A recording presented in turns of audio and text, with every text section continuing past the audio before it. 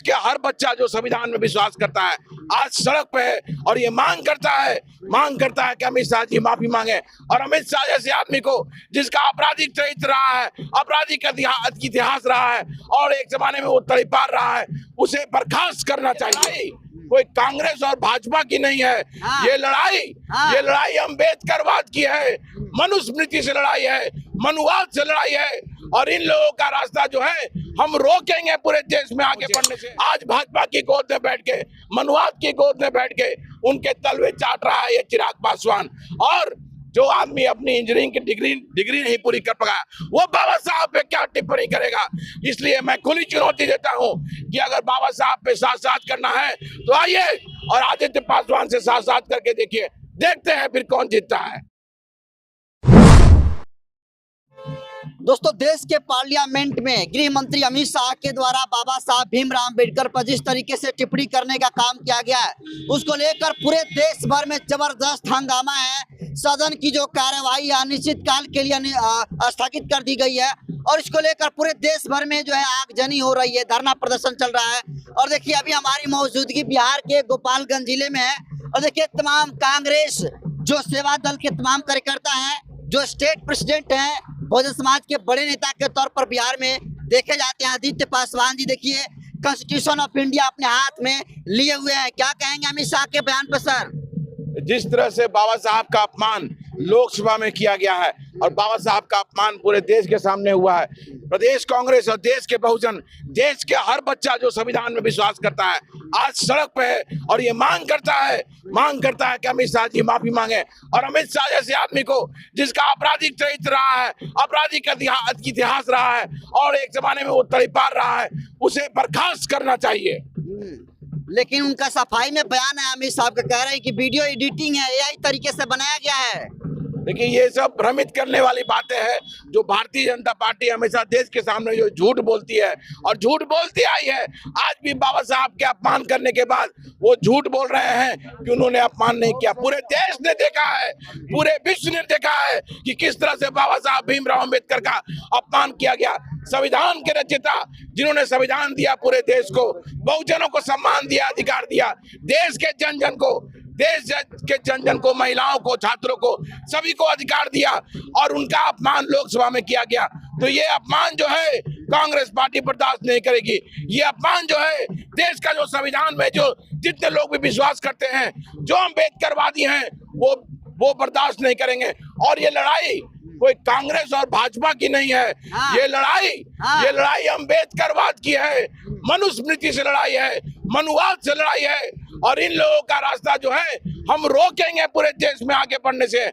इसीलिए गोपालगंज कांग्रेस आज सड़क पे है और पूरे बिहार में ये चलेगा और इनके हम जहां भी जाएंगे ये इन्हें काला झंडा दिखाने का काम करेंगे। ये लड़ाई बीजेपी वर्सेस अम्बेडकरवादियों की हो गई है। बिल्कुल, ये जो है क्योंकि देश के संविधान में देश का हर नागरिक विश्वास करता है और ये देश जो है वो संविधान से चल रहा है। इसलिए लड़ाई जो है अम्बेडकरवाद और मनुस्मृति में है। इतने बड़े बयान के बाद बिहार के बड़े नेता हैं चिराग पासवान, जीतनराम मांझी, वो सत्ता का बचाव कर रहे थे, अमित शाह का बचाव कर रहे हैं और कह रहे हैं कि कांग्रेस बाबा साहब को सम्मान नहीं दी। बाबा साहब का नाम जपते रामविलास पासवान जी कितनी बार लोकसभा पहुंचे। चिराग पासवान को अतीत के पन्नों में जाने की जरूरत है और देखने की जरूरत है कि उनके पिताजी बाबा साहब का नाम लेकर के लोकसभा में पहुंचे। आज भाजपा की गोद में बैठ के, मनुवाद की गोद में बैठ के उनके तलवे चाट रहा है ये चिराग पासवान। और जो आदमी अपनी इंजीनियरिंग की डिग्री नहीं पूरी कर पाया वो बाबा साहब पे क्या टिप्पणी करेगा। इसलिए मैं खुली चुनौती देता हूं कि अगर बाबा साहब पे साथ करना है तो आइए और आदित्य पासवान से साथ करके देखिए, देखते हैं फिर कौन जीतता है। क्या लग रहा है, माफी मांगेंगे अमित शाह जी? माफी मांगना पड़ेगा कि आज देखिए आप किस तरह से देश के सारे लोग, बहुजन, आम लोग, छात्र, युवा, महिला सभी सड़क पे आ रही हैं और आने वाले समय में बड़े नंबर में सड़क पे आएंगे और इन्हें माफी मांगना पड़ेगा। संसद भवन में भी धक्का मुक्की की तस्वीरें आई है, कई एफआईआर जो है राहुल गांधी पर हो गए हैं, क्या कहेंगे आप? ये सब झूठ है, जो झूठ का प्रचार करती है भारतीय जनता पार्टी, उसी का एक हिस्सा है ये और कुछ नहीं है। और प्रताप सारंगी कौन है? 1999 में, याद कीजिए 1999 में माइनॉरिटी के ग्राहम स्टेन्स ग्राम स्टेन्स और उनके 2 बच्चे को स्टेशन वैगन में डाल करके जला दिया गया था और भी प्रताप सारंगी अक्यूज था। तो माइनॉरिटी के हत्यारे को भारतीय जनता पार्टी सांसद बनाई हुई है और उसी का पक्षधर कर रही है। झूठ बोल रहे हैं ये लोग, कुछ नहीं हुआ, इनका ड्रामा है ये। नीला पाटा बांधे हुए हाथ में आप। ये कांग्रेस का नीला सागर है और पूरे देश को हम कांग्रेस पार्टी के झंडे से और नीला सागर से ढकने का काम करेंगे। जो संविधान लिए बताया जाता है कि राहुल गांधी ये संविधान खोखला लेकर संविधान चलते हैं, सादा संविधान लेके चलते हैं। आपका भी खाली है या फिर इसमें है कुछ भी? ये भारतीय जनता पार्टी जो झूठ बोलती है बस वही है। देखिए ये संविधान ये हमारे जान से ज्यादा प्यारा है और लोकतंत्र को हम मानते हैं, संविधान को मानने वाले लोग हैं, इसलिए इसकी रक्षा के लिए जो भी करना होगा हम उसके लिए तैयार हैं। पूरे देश भर में धरना प्रदर्शन हो रहा है, पुतला को फूका जा रहा है अमित शाह के। क्या लग रहा है इन सारी चीजों से अमित शाह अपने बयान को वापस लेंगे?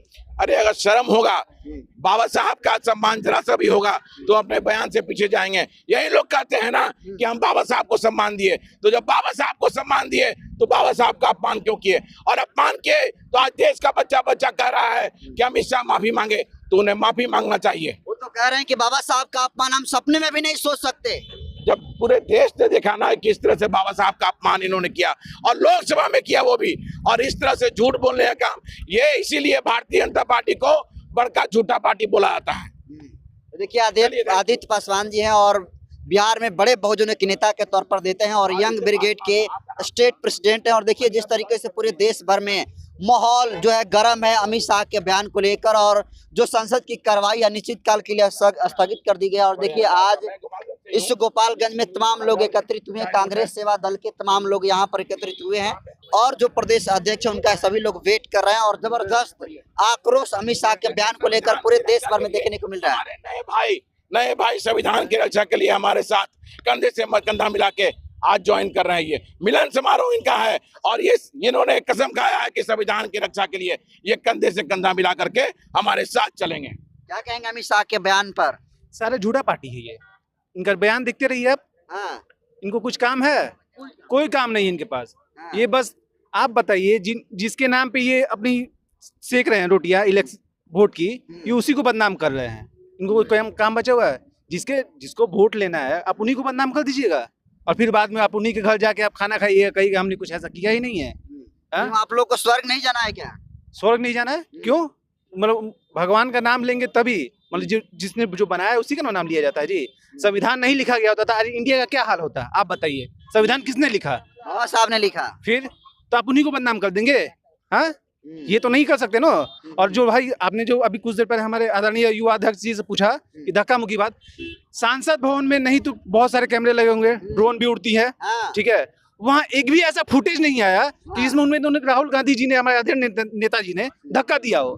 फिर भी उन्हें आरोप लगाया जाता है। ये क्या है? बीजेपी का क्या है? बहुत झूठा पार्टी, इनका कोई काम नहीं बचा हुआ है। आदित्य पासवान, स्वर्ग आप लोग को नहीं जाना है क्या? मतलब अमित शाह जी कहेंगे तब उनको फॉलो करेंगे हम लोग। ये सब बकवास बात है। और संविधान जो हमको शक्ति देती है, अधिकार देता है, तो इसीलिए अगर माता पिता के बाद किसी को हम मानते हैं इस धरती पे, तो संविधान को हम भगवान मानते हैं।